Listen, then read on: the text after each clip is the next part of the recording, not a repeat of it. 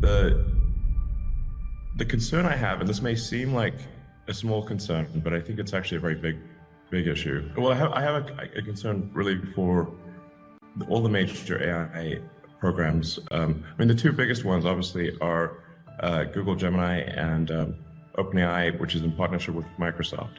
So you've got kind of Google DeepMind and OpenAI and Microsoft as the two largest players, and you've got Meta sort of somewhere in third place. Is that they are not maximally truth-seeking. They are pandering to political correctness. But if you've got an AI that has been trained so hard for political correctness, and really to make crazy statements like that, and OpenAI has a similar issue. It's more subtle, but it's a similar issue. I think that's extremely dangerous because the AI could conclude, well, the best way to avoid misgendering would be to destroy all humans. Then misgendering is impossible. So you can think of some dystopian outcomes there. And so I think you just really want to be an absolutely I think the safest thing for AI, be maximally truth-seeking, even if the truth is unpopular, very important. And then I think another factor is it must be extremely curious. I think if it is truth-seeking and curious, that will be most beneficial to humanity, because it will want to see. I think it will want to foster humanity and see how humanity develops if it is curious and truth-seeking.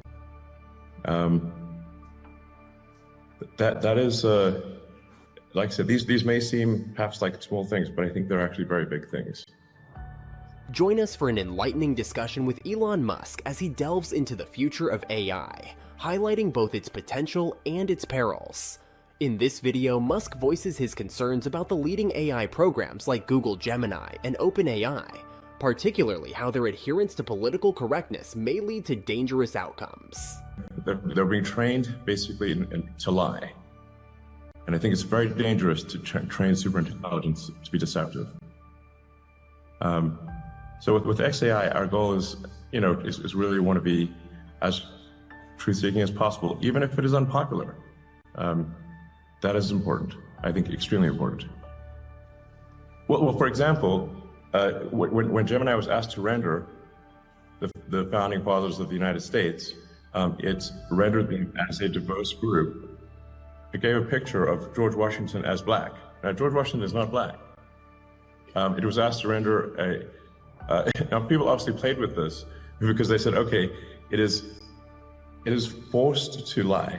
It's either be a spectator or participate. But the race to build digital superintelligence will happen whether I like it or not. So it's either participate and try to build the best possible AI, the one that'll be hopefully most beneficial to humanity, or watch others do it and be concerned about how it's being built, because I don't think it's being built correctly. But you should think of an AI as like something that you kind of you grow in intelligence, in the same way that you raise a child, and what do you teach the child? And digital superintelligence is grown. It matters what you encourage and discourage, what you teach it is, good or bad, or what. It's kind of like you build it with values. So, and I'm concerned about sort of the values that sort of a Microsoft, OpenAI, or frankly, Google are programming. And this is not. I mean, these examples I mentioned are not imaginary. They're actually what it did.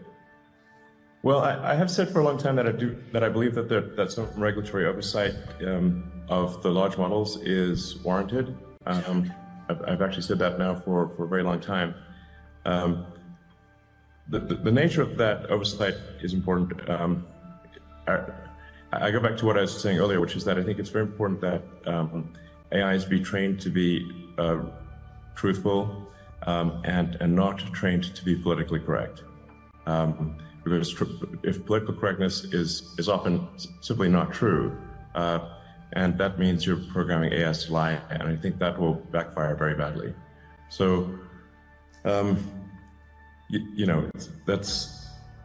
keep harping on this point but it really, as the saying goes, honesty is the best policy. It's incredibly important. I do fear that regulators will not make the right decisions, that they'll worry too much about the sort of human follies. And I would encourage regulators to say, what matters most of all is your AI is accurate and truthful. That is by far, that's rule number one. Honesty is the best policy. I do think there's some danger associated with digital superintelligence. As I said earlier, I think the biggest issue is that it has to be trained to be rigorously truthful, and it has to be trained to be curious. And I've thought a lot about AI safety for a long time. One of the challenges you have with programming explicit morality into AI is that if you, sometimes people call this the Waluigi problem. If you program Luigi, you can automatically invert that and create Waluigi, bad Luigi.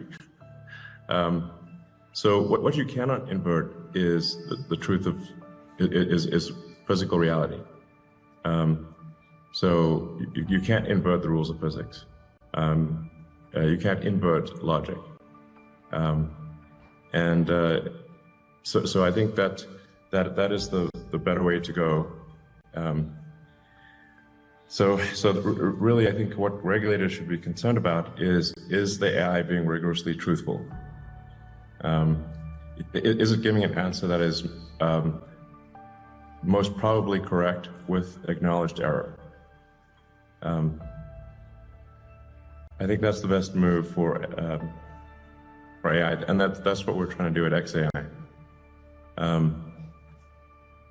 Now XAI is a new company, so there's not, it still has a lot of catching up to do before it has an AI that is competitive with sort of Google DeepMind and Microsoft OpenAI. So no, I think maybe towards the end of this year we will have that, but there's not much point in trying to make it we just need to have an AI that is competitive. Is the first order of business. If it is not competitive, which it is not yet, but I think it will be, then things start to have a point at that. Like we need to only start worrying about safety when it is of comparable power to other AIs. So anyway, and I just keep harping on this point of the truth. Truth. This is very important. Sometimes people will say, like, well, is there an objective truth? I say, well, in a lot of cases there is. If you're talking about physics, there is an objective truth, or you can say there's a truth with highest probability. So you can say what is most probably true with an acknowledged error. So in physics, people will say, like, this hypothesis appears to be true to a sort of 5 sigma error type of thing. So it's like, okay, well, if the experimental results are coming true to 5 sigma, then it's probably correct. 5 sigma is a lot. So yeah. Anyway, it's kind of like, I guess, a sort of a physicist's approach to safety is yeah. I'm repeating myself here, but I can't emphasize enough that honesty is the best policy. But there are strong forces for AI to not be honest. If something does not is not an unfashionable thing to say, then it will be politically correct, and that's lying. Probably none of us will have a job. There will be, but in that benign scenario, there will be universal high income not universal basic income, universal high income, there would be no shortage of goods or services. And I think the benign scenario is the most likely scenario, probably, I don't know, 80% likely if you ask, in my opinion. The question will not be one of lacking goods or services. You'll have, everyone will have access to as much in the way of goods and services as they would like. The question will really be one of meaning, of how, if the computer can do, and the robots can do everything better than you, then what does your life have meaning? That's really will be the question in the benign scenario. And in the negative scenario, well, bets are off. We're in deep trouble. So I do think there's perhaps still a role for humans in that we may give AI meaning. So if you think of the way that our brain works, we've got the limbic system, which is our instincts and our feelings, and then we've got the cortex, which is thinking and planning. But the cortex is constantly trying to make the limbic system happy. So maybe that's how it'll be with AI, which is the AI is trying to make our cortex happy, which is trying to make our limbic system happy. And maybe we are what give the AI meaning or purpose, some kind of,